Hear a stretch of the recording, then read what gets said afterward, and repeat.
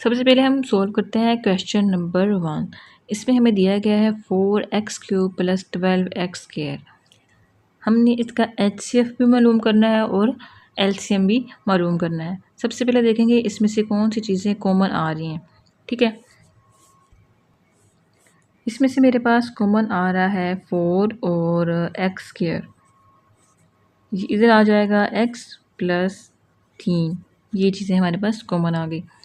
लेकिन अब देखिए, अब ये फर्दर जो है वो फैक्टराइज नहीं हो रहा। नेक्स्ट वैल्यू हम लेते हैं, हमारे पास है x² + 16x। इसमें से जो चीज़ कॉमन आ रही है हम वो निकाल लेते हैं। इसमें से हमारे पास कॉमन आ रहा है 8x कॉमन आ रहा है।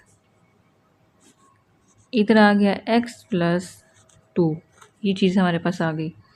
हमने इसमें से सबसे पहले HCF फाइंड करना है। HCF किसके बराबर होता है? HCF कॉमन फैक्टर्स के इक्वल होता है। जो कॉमन फैक्टर होते हैं उसके इक्वल। अब इसमें से क्या कॉमन आ रहा है? अब देखिए, इधर 4 है और इधर 8 है। 4 और 8 भी फर्दर जो है वो आगे डिवाइड हो रहे हैं। यानी कि हम इस 8 को लिख सकते हैं कि जो 8 है वो 2 और 4 का कम्बिनेशन है। तो इस हिसाब से हमारे पास क्या कॉमन आ जाएगा? 4 और एक x इधर भी है और उधर भी। 4x हमारे पास कॉमन आ जाएगा। हमने फाइंड करना है LCM। LCM का क्या फार्मूला है? LCM का फार्मूला है हमारे पास, जो कॉमन फैक्टर होते हैं उनको मल्टीप्लाई करना होता है नॉन कॉमन फैक्टर्स के साथ। कॉमन फैक्टर तो हमारे पास 4x आ गया, मल्टीप्लाई नॉन कॉमन फैक्टर्स कौन से हैं? एक तो x + 2 है और x + 3 भी है, और ये एक x और ऊपर वाला एक x रहता है, ये भी हमारे पास कॉमन आ जाएगा। ठीक है, इसको अब हम क्या करते हैं, इनको मल्टीप्लाई करते हैं। तो ये आ जाएगा 4, ये x और ये x² बन जाएगा। ठीक है, और एक 2 भी कॉमन आ रहा है, यहाँ से ये 2 भी रहता है हमारे पास। ठीक है, तो ये आ जाएगा x + 2, x + 3। ये चीज़ हमारे पास LCM आ गई। तो HCF हमारे पास क्या है? HCF हमारे पास आया 4x और LCM आया हमारे पास ये। ओके, नेक्स्ट क्वेश्चन है हमारे पास क्वेश्चन नंबर 2। इसको सॉल्व करते हैं। ठीक है, सबसे पहले मेरे पास 4 है और इधर 1 है, तो मुझे लेके आनी है 3। तो इसमें आएगा x³ + 4x - x और माइनस का 4x। ये स्क्वायर है तो इसका मतलब इधर भी स्क्वायर इधर भी स्क्वायर। ये आ जाएगा x, इन दोनों का पेयर बनाया और इन दोनों का पेयर्स बनाया। इधर से x² कॉमन आ जाएगा, इधर x बचा +4, इधर से माइनस कॉमन आ रहा है और साथ में x भी कॉमन आ रहा है। तो ये आ जाएगा x + 4। ठीक है, x² - x और x + 4।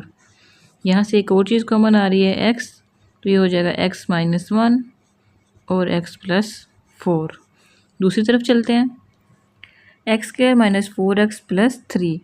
तो इसका पेयर हमारे पास बनेगा x² - 3x - x + 3।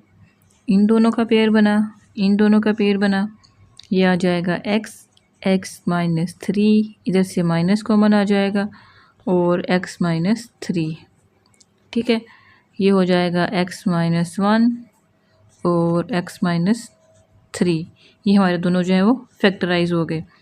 अब इन दोनों को देखते हैं, यहाँ x है यहाँ नहीं है, मतलब ये तो कॉमन नहीं आ रहा।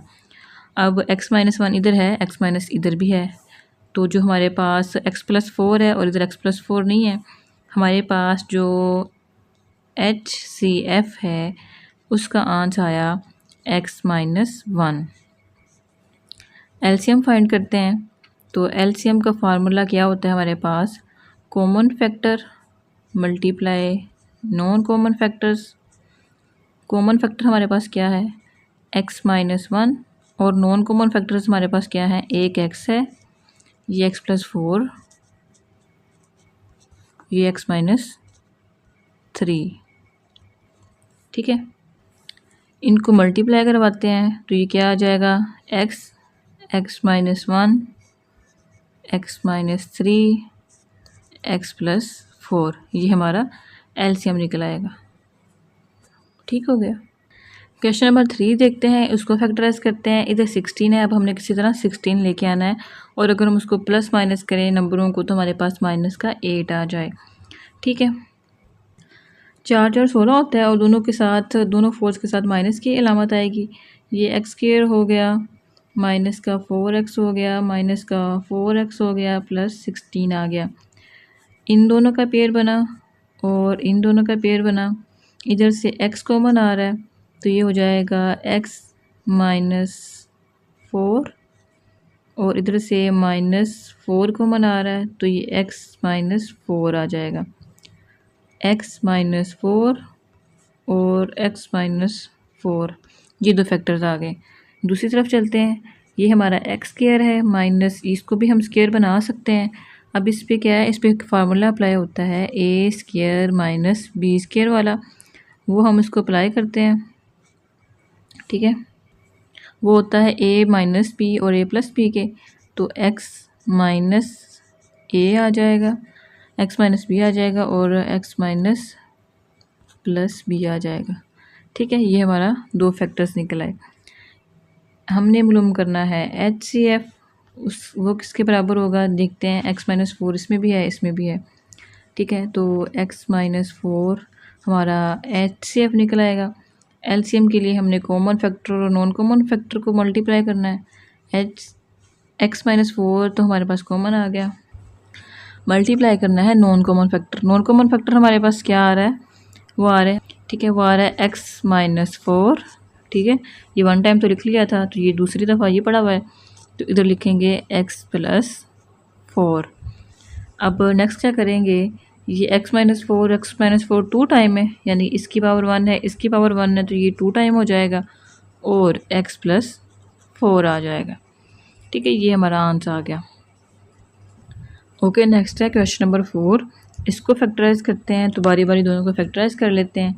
ये एक्स क्यूब है हमारे पास। सबसे पहले इसमें से देखते हैं कोई चीज़ कॉमन तो नहीं आ रही, तो हमारे पास एक चीज़ कॉमन आ रही थी, वो है एक्स। इधर आ जाएगा एक्स स्क्वायर माइनस 9।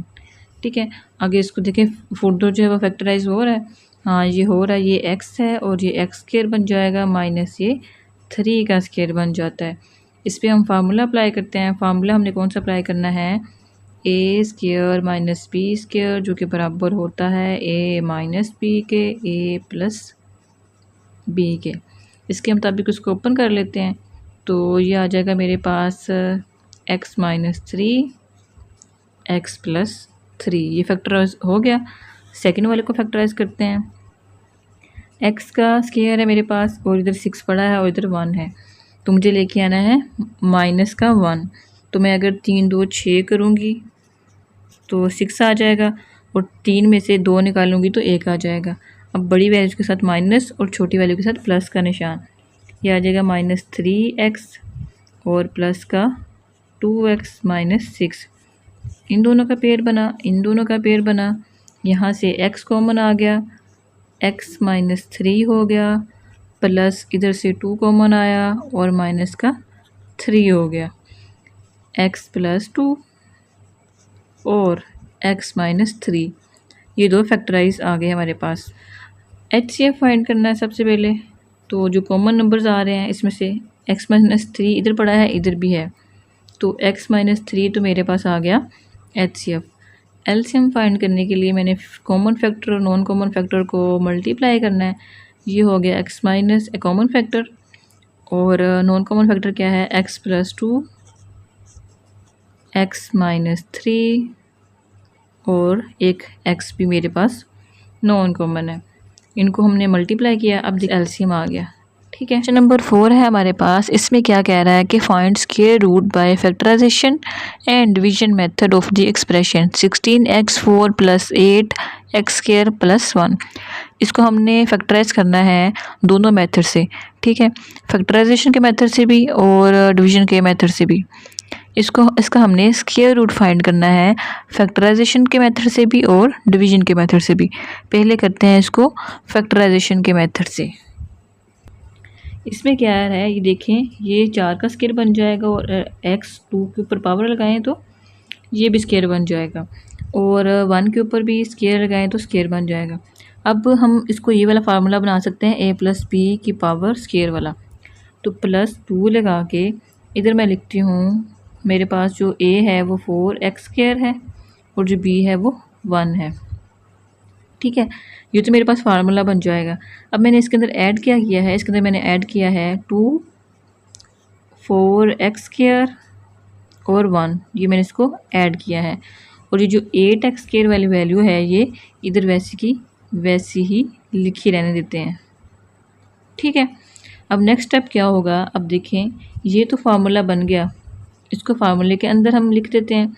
ये आ जाएगा हमारे पास a + b इसका स्क्वायर किसके बराबर होता है, a² + b² + 2ab।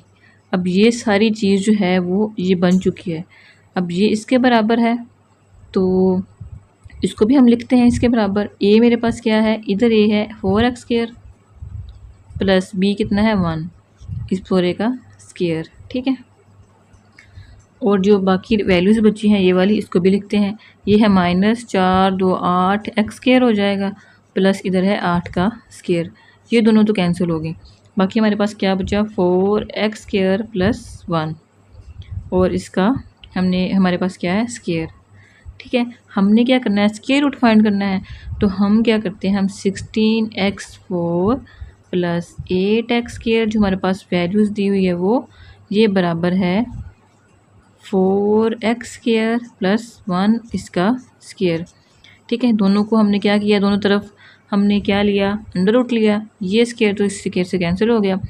बाकी जो हमारे पास वैल्यू आई वो 4x² + 1 है। ये हमारे पास आंसर है। अब यही वैल्यू दी हुई है और अब कहते हैं कि डिवीजन के मेथड से इसको सॉल्व करते हैं। तो डिवीजन के मेथड से इसको सॉल्व किया तो 4x² के साथ ये डिवाइड हो जाएगा, इधर भी 4x² लिखें तो ये आ जाएगा 16x⁴ प्लस है, अलामत चेंज हुई तो हमारे पास माइनस का आया, ये कट गया। 8x² + 1 मैंने इसको नीचे ले आई, इस तरफ आए, ये 4x² है तो ये बन जाएगा 8x²। अब 8x² के मैं किसके साथ मल्टीप्लाई करूँ कि मेरे पास 8x² आए, तो 1 के साथ मल्टीप्लाई किया तो इधर भी 1 आया और इधर भी 1 आया। तो मेरे पास क्या आ जाएगा 8x² + 1, साइन चेंज हुए, प्लस का था माइनस का हुआ, ये भी माइनस का हुआ, ये कैंसिल हो गए, 0 बचा।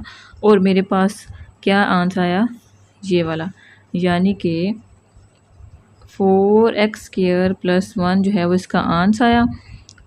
यानी कि अब ये इसका आंसर आया डिवीजन के तरीके से। अब देखते हैं कि जो हमने फैक्टराइजेशन के तरीके से किया था उसका आंसर क्या आया था। उसका आंसर भी सेम आया होगा, देखें। ठीक है, ये जो हमने फैक्टराइजेशन के तरीके से किया था ना उसका आंसर भी सेम आया था। नेक्स्ट क्वेश्चन है हमारे पास क्वेश्चन नंबर 5। इसमें क्या कहता है कि Huriya is analysing the total cost of her loan modelled by the expression. एक एक्सप्रेशन दी गई है जिसको सी ऑफ एक्स का नाम दिया गया है, वो है x² - 8x + 15।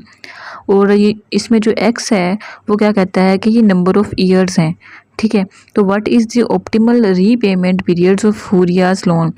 अब हुरिया जो है वो उसने लोन लिया है, वो कितने अरसे में वो उसको वापस करेगी, हमने इसको फाइंड करना है। ठीक है, तो सबसे पहले क्या करते हैं, हम सी ऑफ एक्स को 0 के इक्वल रख लेते हैं।